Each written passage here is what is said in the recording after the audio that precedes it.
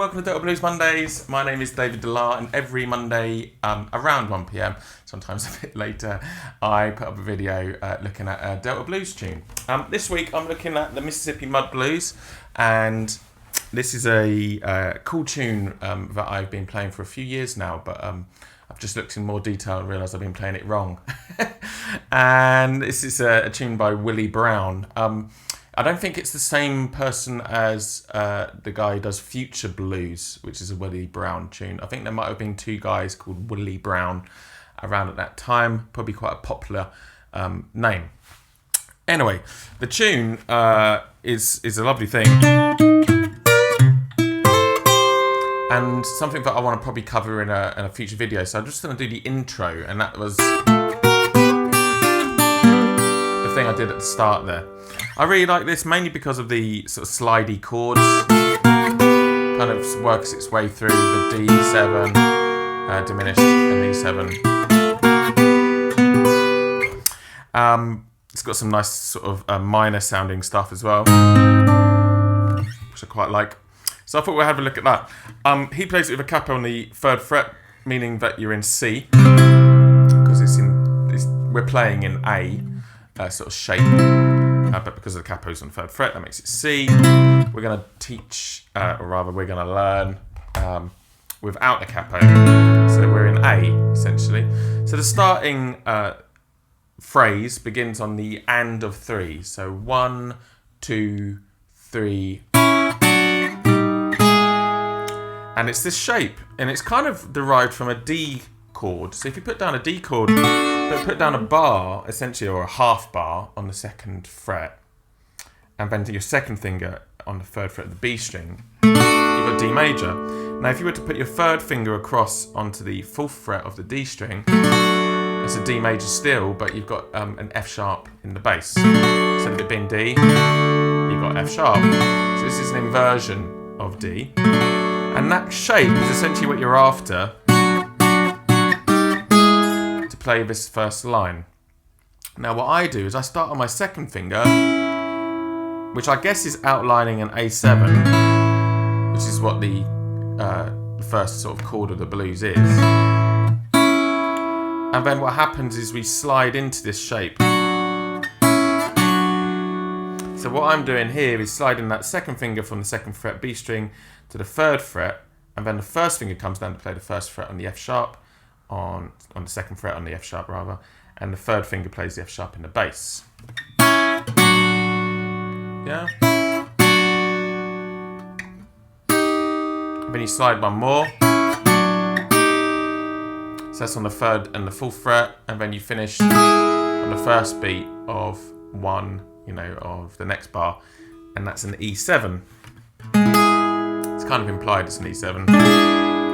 You don't actually need to stick down a D to make it an E7. So you get this 1, 2, 3, and 4, and 1. Yeah? Like that. 1, 2, 3, and 4, and 1. So notice I'm just adding that D string in the bass on every other hit of the chord. So the first hit, I'm not playing it. When I'm playing the bass, when I'm not playing it, when I'm playing it.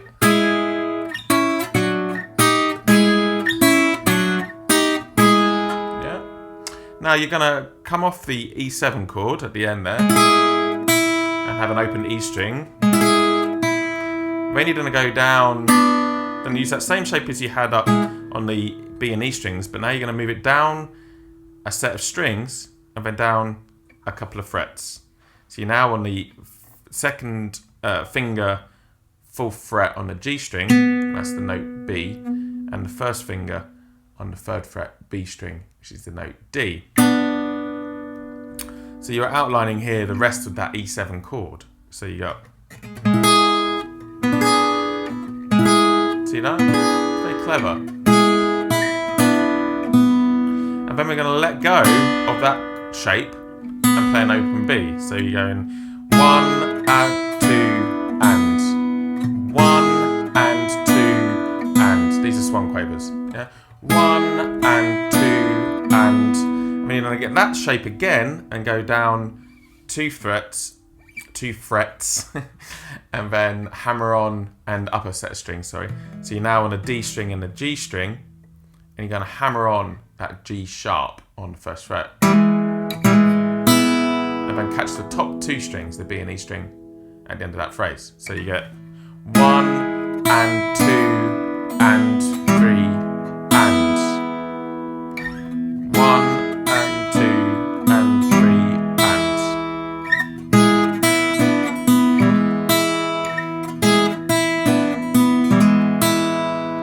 And then on beat 4 we're going to play low E, and then on the and of 4 we're going to play an F natural.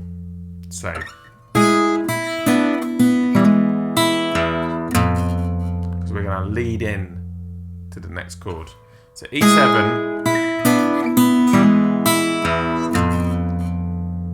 So if you think about it, that whole bar is E7, and you're just outlining different parts of the chord. So at the start we're playing essentially an E7 with a G sharpened bass. Then we're playing an E7 with a B in the bass. And then we're playing with an E in the bass. And then we're doing a passing note. I guess you could call that a flat 9 as well, but it's not.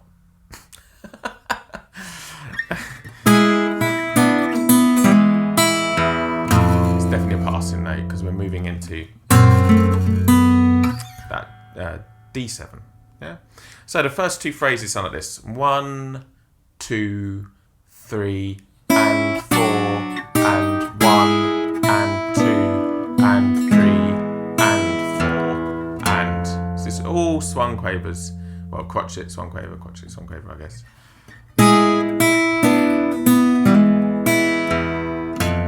If it's in 12/8. Yeah. Yeah, moving on. So the next phrase is this. Oh.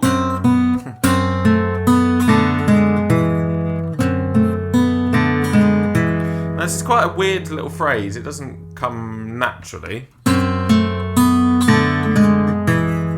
So what you need to do, I guess, is to put down your 2nd finger on the F sharp on the 2nd fret E string.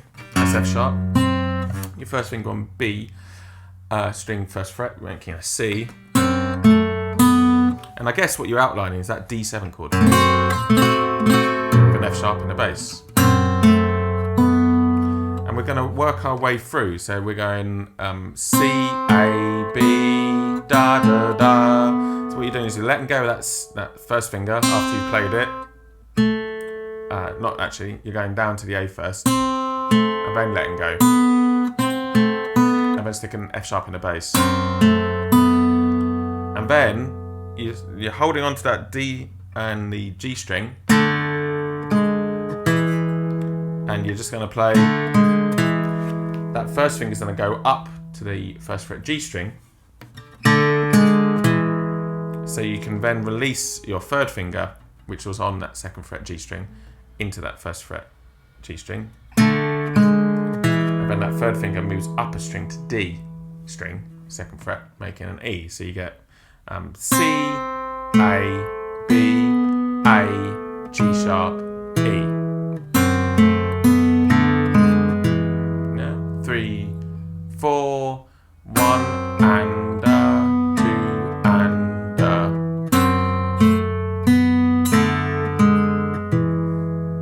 Good. Now you're already kind of in position for the next phrase. So essentially you want your 1st finger to go up another string to D sharp 1st fret, 1st fret D string. And you're still on that F sharp.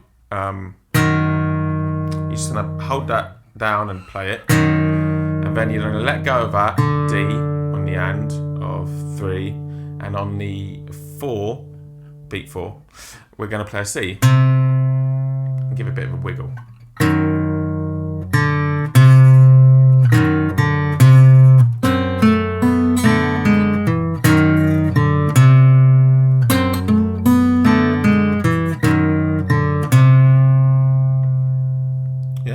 Sense.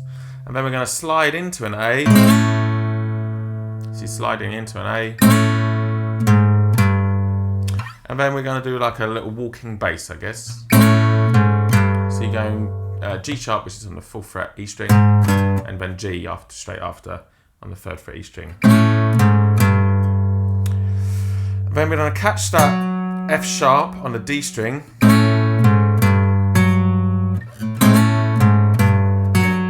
Then you're going to slide that whole shape down to play an F sharp and a D on the B string.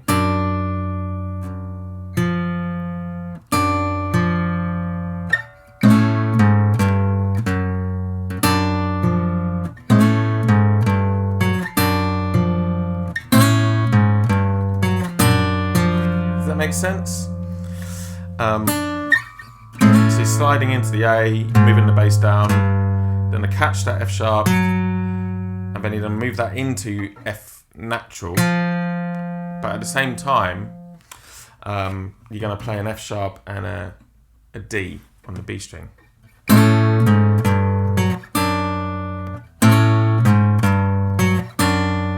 Hope that makes sense. And then we're going to go down to an F natural. It's kind of very similar to the same phrase as we did before, but it's with an F natural in the bass. So we got C, A, B, which is the same phrase, but this time it's an F natural in the bass, playing sort of a D minor sound. Does that make sense? So we got...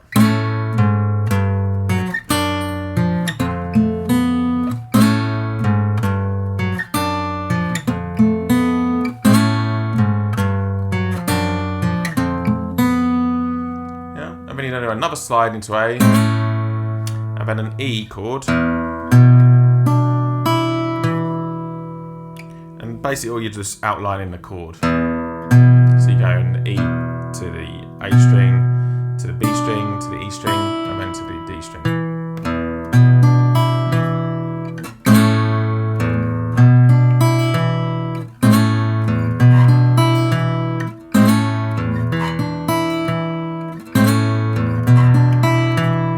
Sense? So those two bars sound like this. That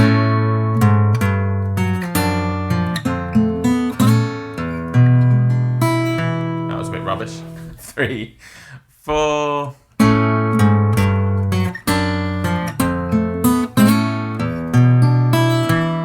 Now I'm trying to do this in the correct technique way, where I'm not using any thumb, but I'm pretty certain most blues guitarists would have done it like this. Brought that thumb over to the F sharp. Like that. But some people can't do that, so I'm trying to do it without. So what I'm trying to do is my fingers. So I'm using my 3rd, 2nd, 3rd, 4th fingers, 1st and 2nd.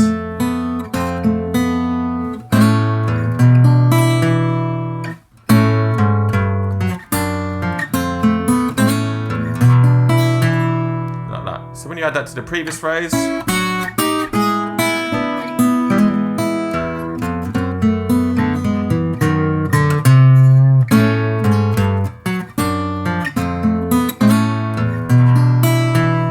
there we have it. That's the intro. Get your capo out, stick it on the 3rd fret.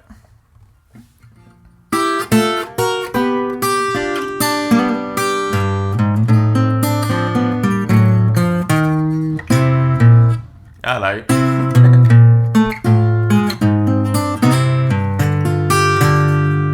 Then it should sound like Willie Brown's version, his recorded version. So let's try playing it together. 3, no, 1, 2, 3.